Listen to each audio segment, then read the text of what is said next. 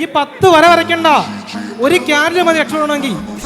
SMC ICT വലിയ കുറേ വര വരച്ച് കുറേ കോളം ഹോബി വരച്ചിട്ട് കാര്യമൊന്നുമില്ല.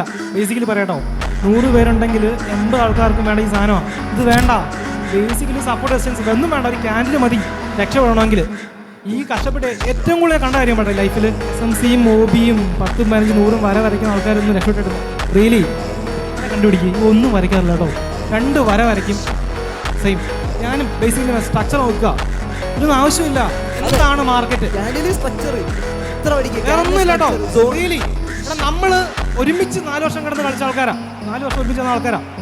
ഒരേ റൂമിൽ രാത്രി 2-3 മണി വരെ ഒന്നും ഉറങ്ങാറില്ല. ഞാൻ സിനിമ ഉറങ്ങും, ഇവൻ അവൻ ഉറങ്ങാറില്ല.